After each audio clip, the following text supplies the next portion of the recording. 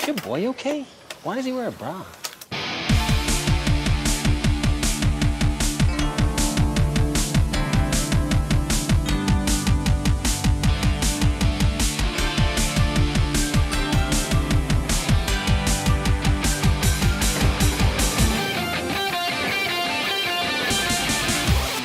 Welcome back to It's Too Bad, the show where we watch the worst movies and try to find their silver linings. I am Jason.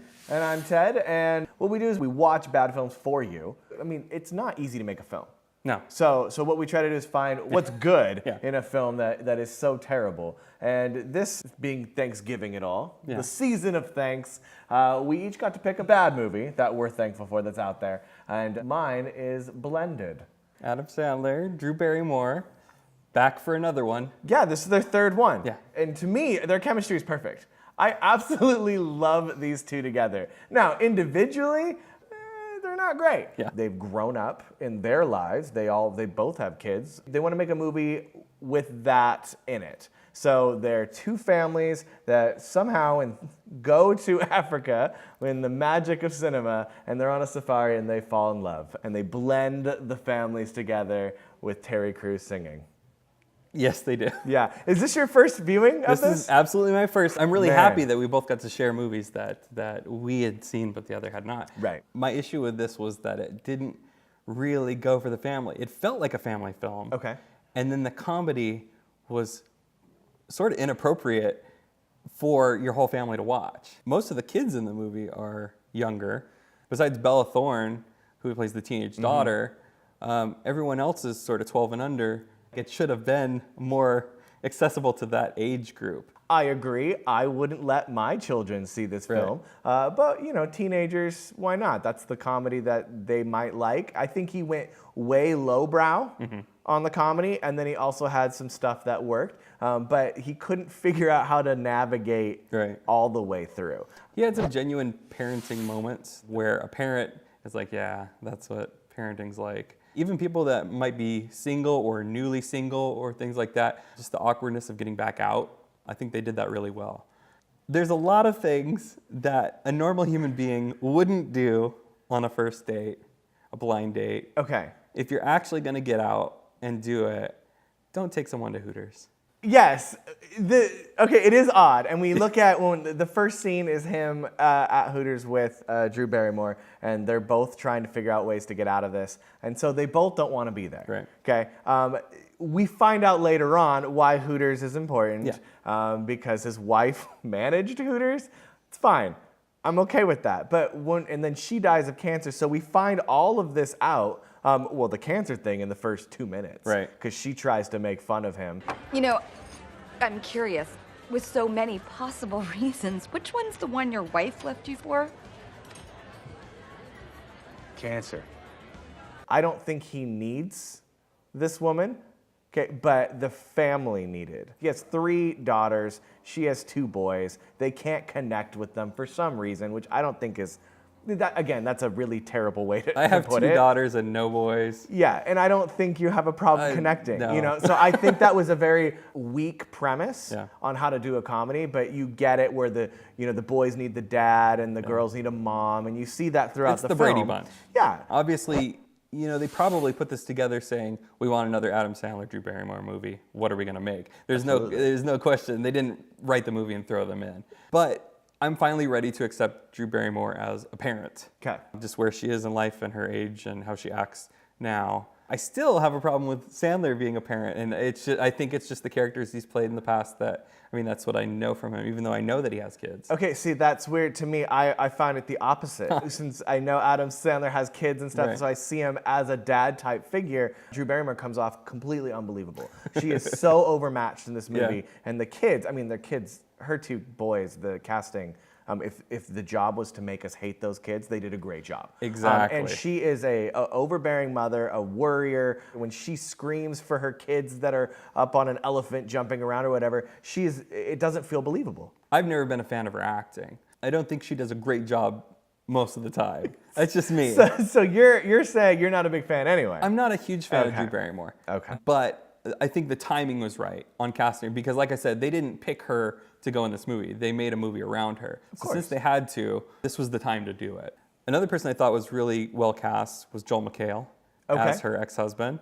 You Absolutely, just right. assume that's Joel McHale. Right. Sort of smarmy, kind of full of himself. Yeah. He can do no wrong. And I think it played really well in this film. You didn't get to see him very much. You saw him No. for a second in the beginning and then 3-4 minutes at the end. But I think if we did see him more, we might have liked him more. That's true. He's a very likable guy, even with all of his Right. flaws and all the things you just said. I feel like he's a very likable man. Yeah. And so I would probably go, what's wrong with Drew Barrymore? Why would you be this guy? Yeah. I also thought it was good timing, especially for her occupation. It's sort of a now job, being a closet organizer, something that 10 years ago, nobody had any idea what that means. Nice and topical, but then there was a lot of comedy also that was really topical that won't play well in 2 years. There's got to be a balance in there, but I thought as far as the writing of her character, that was pretty good. Another person that I really enjoyed was her best friend / co-owner of the Yes. business. I thought their dynamic was really good. I wanted to see that more than everything else because I thought they yeah. acted like true best friends Right. that have gone into business with each other, that have known each other forever, that are involved in their personal as well as business. So would you life. rather have seen that movie than the movie that you had to see? Well, A not movie them, ab- a not movie them about- getting together. A movie about closet queens. The thing that bothered me about this movie is that, and I love it, it's 33 minutes in when they finally go to Africa. This is a 2-hour Adam Sandler movie. It's a tough. 2-hour romantic comedy, Yeah. and not highbrow romantic comedy either. Right. There's a lot of downtime in this movie, and they could have cut this to about an hour and a half if they really felt like it. When they're in Africa and he sets up this whole romantic dinner, right? And they're about to kiss and he says, I can't do this. He just extended the movie 20 more minutes, and we didn't need that. We Right. were already ready in. She's in, were invested, you're in, yeah. we're ready to go. And all of a sudden now we have to go back just so he can play at a was- baseball game? Come on. Yeah, just to show that he can be a father to her kids. We already know that. Yeah, We've we knew seen that. he's a father to his He's kids. a father to his kids, and we've set up through Africa that he's a father to her kids. They could have kissed, they would have been happy, and we wouldn't have to see them go back home. Right. We would have just accepted they fell in love, live happily ever after, like every other movie. Right. But we extend it 20 more minutes, and then at the beginning we had 20 minutes of fluff that we didn't really need. One thing I liked about the way it was done, obviously it's big budget. You're not going to have any complaints on cinematography or audio or anything like that. Absolutely. But they went on location from, as best I can tell. Yes, they were. And so when they do a safari, they're on safari. In a movie, when you're on safari, you expect to see these shots from BBC or Animal Planet or something just far away. No, those animals are there. They're out in the open. Right. I am so glad they did that because it would have just been one more thing to detract me from. Yeah, if they went to, Disney's Animal Kingdom Yeah. and shot it there instead, it would have been noticeable. Yeah. I mean, other than I want to go to that resort, if that's a real place, Oh, yeah. that looks awesome. Yeah, especially because you have Terry Crews. When you see Terry Crews, I watch Brooklyn Nine-Nine, and if you don't, you should. His character's completely different. Yeah. So seeing him just cut loose, sing with a choir behind Right. him about just things that are happening at the Everything, table, yeah. come on, hands down, some of the best stuff in that movie. It is, and I almost feel like he's the comic relief in a comedy movie. Okay. That has so many jokes that don't hit that I can always count on Terry Crews to be there every 5-6 minutes. And Kevin Nealon. Yeah. And his wife in that movie. Yeah. Together, She's fantastic. They're great. Yeah. Oh, Jakey, you have something on your face. Oh, it's a mole. I don't know. I just think it's a fun movie. So you put Terry Crews, those people in, and I'm an Adam Sandler fan. I'm thankful that Blended is here. My wife and I, we love it. I even told my parents about it, and they love it, which is weird because they don't like Adam Sandler. So it reached to their demographic, the people that don't like Adam Sandler Right. or never did, it made them laugh. What we like to do at the end of every episode is rate the movie on a scale that's not a thumbs up to thumbs down, because every movie we watch is going to kind of be Right. an in-betweener. Absolutely. At least. So this is sort of it's too bad people don't give it a shot, because it's not as bad as people say. Of course. And this one right here it's just too bad to watch. Well, what would you rate it? Because we know me. Sure. Because I'm thankful for, so we can put it right here. There you go. That is It's a where nice we're at. solid. It's I'm thankful for this movie. I know it's bad, but I'm going in excited to see it every Sure. time. It's not the worst Sandler movie I've seen, not the worst comedy I've seen this year. It's not a Plan 9. Right. For the benefit of the doubt, it's something that if it was on again, I would probably watch it in the background.